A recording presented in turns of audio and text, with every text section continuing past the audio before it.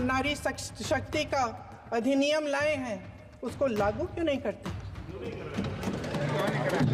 वो 10 साल बाद लागू क्यों होगा? क्या आज की नारी 10 साल इंतजार करेगी उसके लागू करने के लिए? नेहरू जी ने क्या किया? अरे वर्तमान की बात करिए, देश को बताइए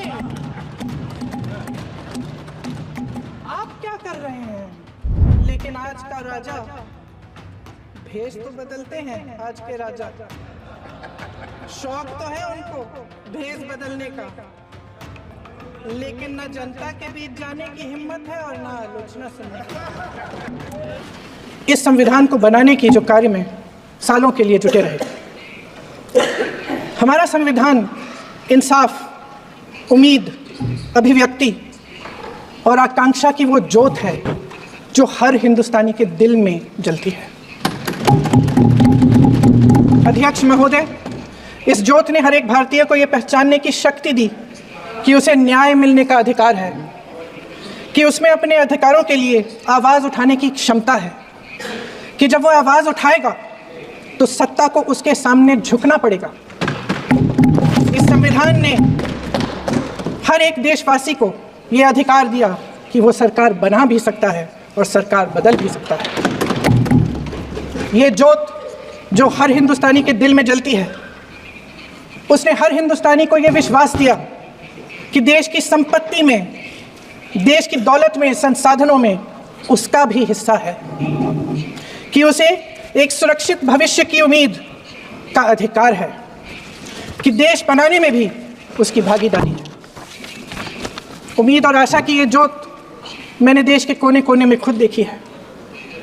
उन्नाव में मैं एक रेप पीड़िता के घर गई, उसे जलाकर मार डाला था। वो शायद 20-21 साल की होगी। हम सब के बच्चे हैं। हम सोच सकते हैं कि अगर हमारी बेटी के साथ बार बार बलात्कार हुआ और फिर जब वो अपनी लड़ाई लड़ने के लिए गई तो उसको जलाकर मार डाला गया होता तो हम पर क्या बीतती। मैं उस बच्ची के पिता से मिली, उसके खेत जलाए गए थे, उसके भाइयों को पीटा गया था, उसके पिता को बाहर से, घर के बाहर घसीट कर मारा गया था। उस पिता ने मुझे बताया कि बेटी, मुझे न्याय चाहिए।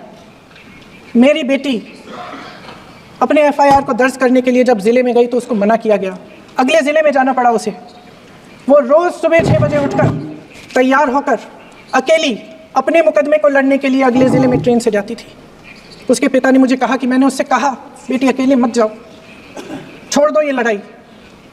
लेकिन उसकी बेटी ने उसको जवाब दिया कि नहीं पिताजी, मैं अकेली जाऊंगी, मैं लड़ूंगी, ये मेरी लड़ाई है, मैं इसको लड़ूंगी। ये लड़ने की क्षमता, ये हिम्मत उस लड़की को और करोड़ों भारत की नारियों को हमारे संविधान ने दी। आगरा में मैं अरुण वाल्मीकि के घर गई। अरुण वाल्मीकि पुलिस स्टेशन में काम करता था, सफाई का काम करता था। आप सोच सकते हैं हमारी तरह उसका भी परिवार था। नई नई शादी हुई थी, 2-3 महीनों का बच्चा था। पुलिस स्टेशन में चोरी हो गई। चोरी का इल्ज़ाम उस पर लगाया गया। उसके पूरे परिवार को उठाकर पुलिस स्टेशन में ले गए। आप हंस रहे हैं, लेकिन ये गंभीर बात है। गंभीर बात। शर्म करो, शर्म।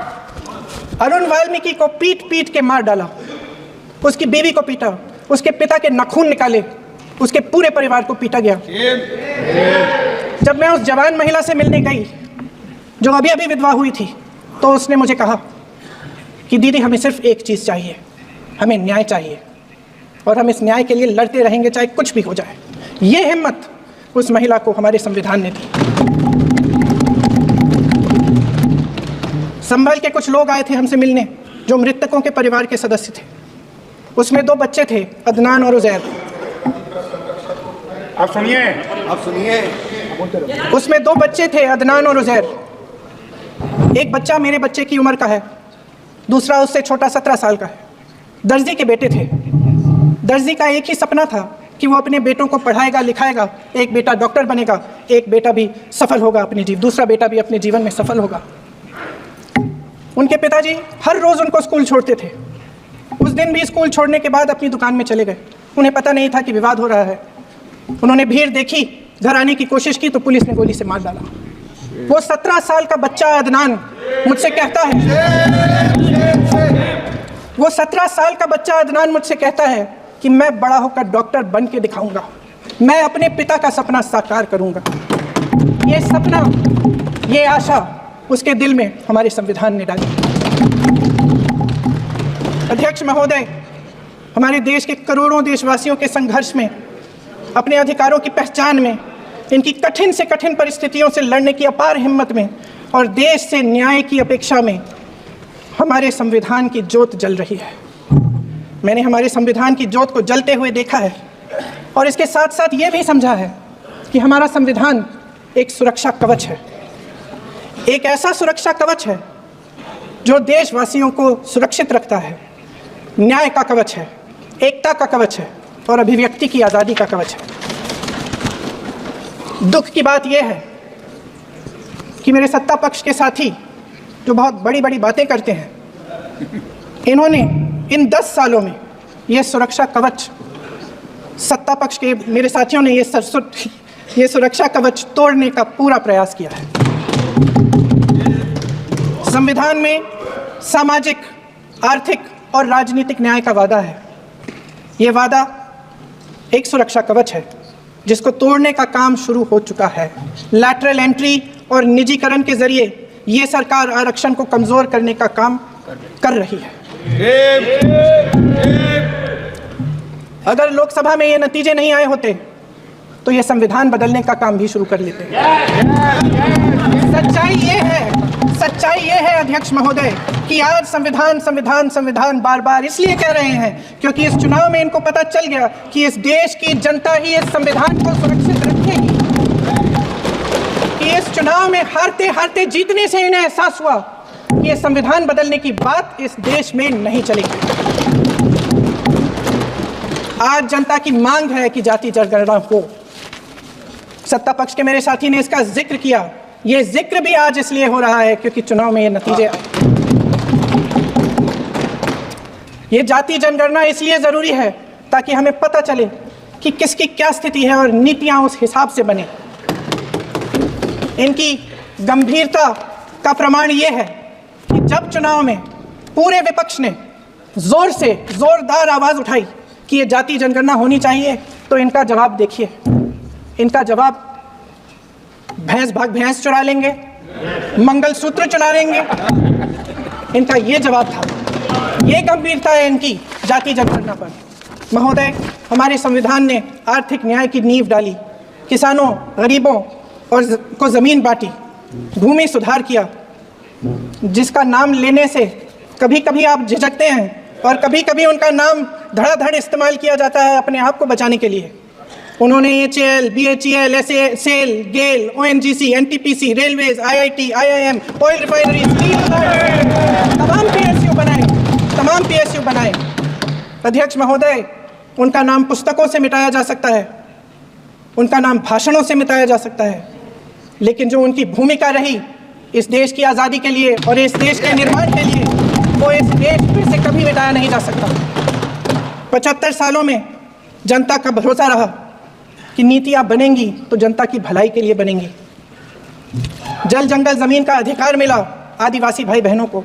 इंदिरा जी ने बैंकों का राष्ट्रीयकरण करवाया, खदानों का राष्ट्रीयकरण कराया।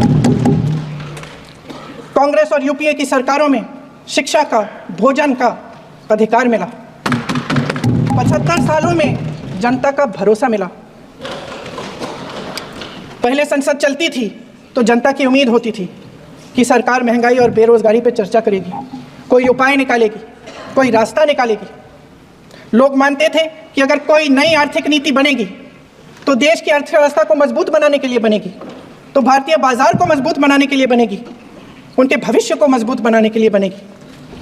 किसान और आदिवासी भाई बहन भरोसा करते थे कि यदि ज़मीन के कानून में संशोधन होगा तो उन्हीं की भलाई के लिए होगा। आप नारी शक्ति की बात करते हैं। आज चुनाव की वजह से शायद इतनी बातचीत हो रही है नारी शक्ति के बारे में, क्योंकि हमारे संविधान ने महिलाओं को यह अधिकार दिया, उनकी शक्ति को परिवर्तित किया वोट में। और आज आपको पहचानना पड़ रहा है कि महिलाओं के बिना, कि नारी शक्ति के बिना ये सरकारें नहीं बन सकती हैं। इसीलिए आज आप नारी शक्ति की बातें दोहरा रहे हैं। जो आप नारी शक्ति का अधिनियम लाए हैं उसको लागू क्यों नहीं करते? वो 10 साल बाद लागू क्यों होगा? क्या आज की नारी 10 साल इंतजार करेगी उसके लागू करने के लिए? क्या बात है, क्या बात है। आज संसद में बैठे हुए सत्ता पक्ष के मेरे साथी ज्यादा से ज्यादा अतीत की बातें करते हैं। 1921 में क्या हुआ, कब हुआ, नेहरू जी ने क्या किया। अरे वर्तमान की बात करिए, देश को बताइए आप क्या कर रहे हैं, आपकी जिम्मेदारी क्या है? कि सारी जिम्मेदारी जवाहरलाल नेहरू की है। अध्यक्ष महोदय जी, ये सरकार आर्थिक न्याय का सुरक्षा कवच तोड़ रही है। आज संसद में बैठी ये सरकार बेरोजगारी और महंगाई से जूझ रही हमारी जनता को क्या राहत दे रही है? कृषि के कानून भी बड़े बड़े उद्योगपतियों के लिए बन रहे हैं। सही एमएसपी को छोड़िए, डीएपी तक नहीं मिल रहा है। वायनाड से लेकर ललितपुर तक इस देश का किसान रो रहा है। आपदा आती है तो उसको कोई राहत नहीं मिलती। भगवान भरोसे है आज इस देश का किसान, उसको छोड़ दिया गया है। आज हिमाचल में देखिए, जितने भी कानून बने हैं वो सब बड़े बड़े उद्योगपतियों के लिए बन रहे हैं। हिमाचल में जो सेब उगता था उसके जो छोटे छोटे किसान हैं वह रो रहे हैं, क्योंकि एक व्यक्ति के लिए सब कुछ बदला जा रहा है। सुनने की हिम्मत रखो। मैं अध्यक्ष महोदय जी,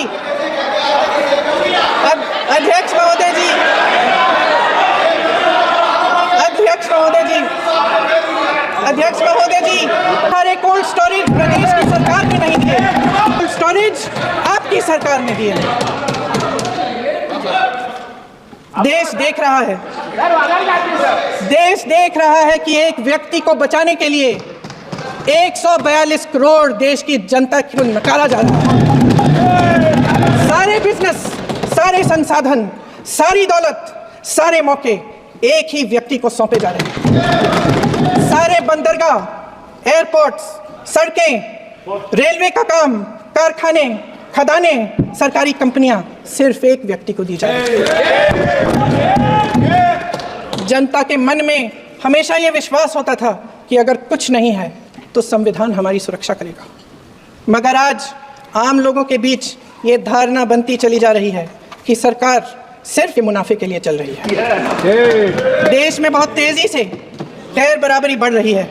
जो गरीब है वो और गरीब हो रहा है, जो अमीर है वो और अमीर हो रहा है। इस सरकार ने आर्थिक न्याय की भी सुरक्षा कवच तोड़ दिया है।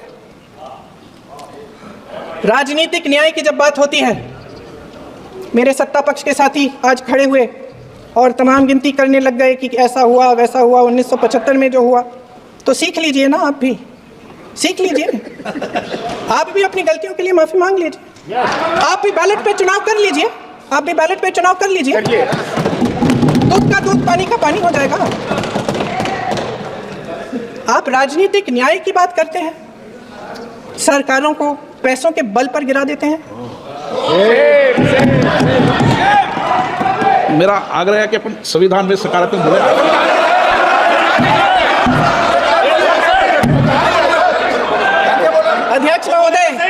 अध्यक्ष महोदय, सत्ता पक्ष के हमारे साथी ने एक उदाहरण दिया उत्तर प्रदेश की सरकार का, तो मैं भी एक उदाहरण दे देती हूँ। महाराष्ट्र की सरकार का मैं भी एक उदाहरण दे देती हूँ। हिमाचल की सरकार को तोड़ने की कोशिश किसने की? पैसों के बल पे की गोवा की सरकार। तमाम उदाहरण है। क्या ये सरकारें जनता ने नहीं चुनी थी? क्या संविधान इन पर लागू नहीं था? पूरी देश की जनता जानती है कि इनका हंसती है, जानती है कि इनके यहाँ तो वॉशिंग मशीन है, तो यहाँ से वहाँ जाता है वो धुल जाता है। इस तरफ दाग, उस तरफ स्वच्छता। और मेरे कई ऐसे साथी हैं जो इस तरफ होते थे उस तरफ चले गए, मुझे दिख भी रहे हैं, वॉशिंग मशीन में शायद धुल गए हैं। अध्यक्ष महोदय, जहाँ भाईचारा और अपनापन होता था, जहाँ हमारे संविधान ने एकता का सुरक्षा कवच दिया था, वहाँ शक और घृणा के बीज बोए जा रहे हैं। एकता का सुरक्षा कवच तोड़ा जा रहा है। प्रधानमंत्री जी यहाँ सदन में संविधान को की किताब को यूं माथे से लगाते हैं, लेकिन संभल में, हाथरस में, मणिपुर में जब न्याय की गुहार आती है, उठती है, तो उनके माथे पे शिकन तक नहीं आता। शायद समझ नहीं पाए हैं कि भारत का संविधान संघ का विधान नहीं है। भारत के संविधान ने हमें एकता दी, हमें आपसी प्रेम दिया। उस मोहब्बत की दुकान जिस पर आपको हंसी आती है, उसके साथ करोड़ों देशवासी चले। करोड़ों देशवासियों के दिल में एक दूसरे के लिए प्रेम है, घृणा नहीं है। इनकी जो विभाजनकारी नीतियां हैं, उसका नतीजा हम रोज देखते हैं। राजनीतिक फायदे के लिए संविधान को छोड़िए, देश की एकता को भी ये रख नहीं सकते, इसकी सुरक्षा नहीं कर सकते। हमने संभल में देखा, मणिपुर में देखा। दरअसल इनका कहना है कि अलग अलग इस देश के अलग अलग हिस्से हैं, लेकिन हमारा संविधान कहता है कि ये देश एक है और ये देश एक रहेगा। जहां खुला विवाद होता था, अभिव्यक्ति का सुरक्षा कवच होता था, इन्होंने भय का माहौल पैदा किया है। सत्ता पक्ष के मेरे साथी अक्सर 75 सालों की बात करते हैं, लेकिन इन 75 सालों में ये उम्मीद, आशा, ये अभिव्यक्ति की ज्योति कभी थमी नहीं, कभी बुझी नहीं। इस देश की जनता ने खुलकर आलोचना की, निडर होकर धरने किए, प्रदर्शन किए।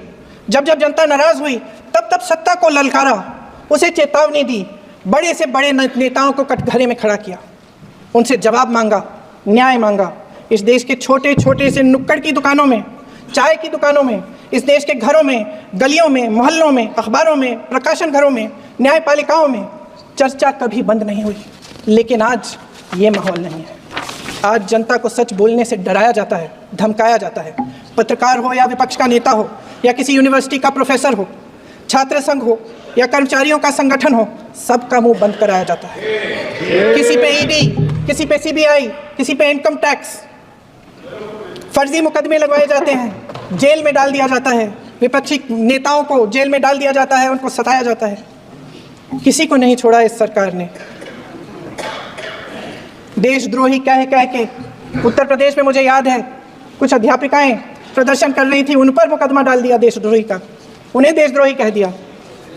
इन्होंने देश का पूरा माहौल भय से भर दिया है। इनकी मीडिया की मशीन झूठ फैलाती है, तरह तरह के आरोप लगाती है, और शायद वह भी भय में ही है। महोदय, मैं इस सदन को याद दिलाना चाहती हूँ कि ऐसा डर का माहौल देश में अंग्रेजों के राज में था। जब इस तरफ बैठे हुए गांधी की विचारधारा वाले लोग आज़ादी की लड़ाई लड़ रहे थे, और उस तरफ वाली विचारधारा वाले लोग भय में रहकर अंग्रेजों के साथ साठगांठ कर रहे थे। लेकिन अध्यक्ष महोदय, भय का भी अपना स्वभाव होता है। भय फैलाने वाले हमेशा भय का खुद शिकार बन जाते हैं। ये प्रकृति का नियम है। आज इनकी भी यही हालत हो गई है। भय फैलाने के इतने आदी हो गए हैं कि खुद भय में रहने वाले हैं। चर्चा से डरते हैं, आलोचना से घबराते हैं। कई दिनों से हम मांग रहे हैं कि चर्चा करिए, लेकिन चर्चा करने की हिम्मत ही नहीं है।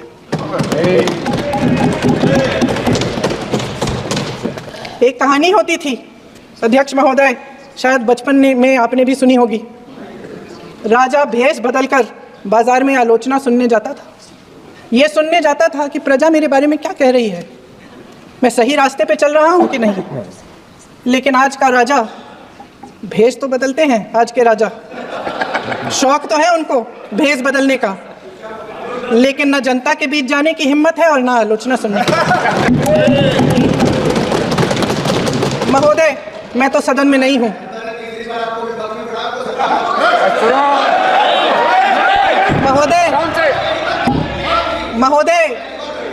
महोदय, जनता में बहुत विवेक है, ये सही है।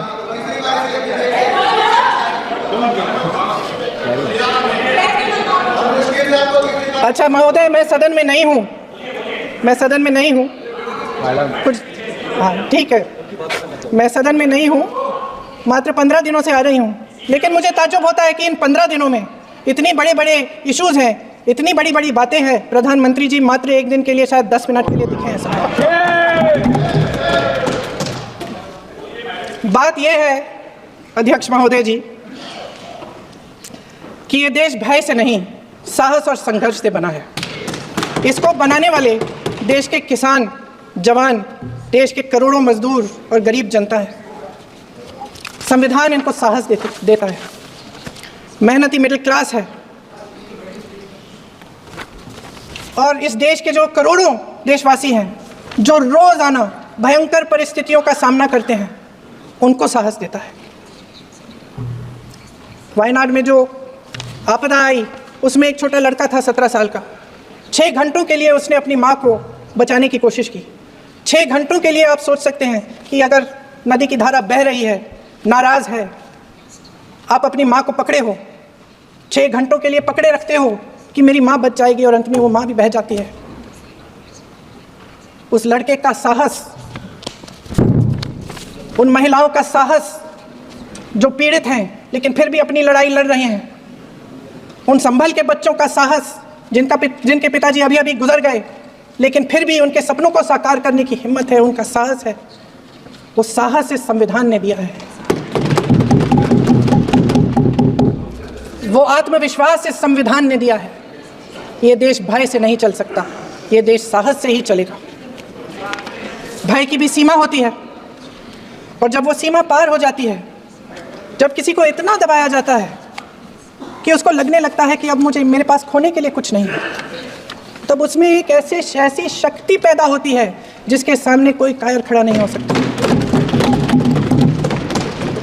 ये देश कायरों के हाथों में ज़्यादा देर तक कभी नहीं रहा है।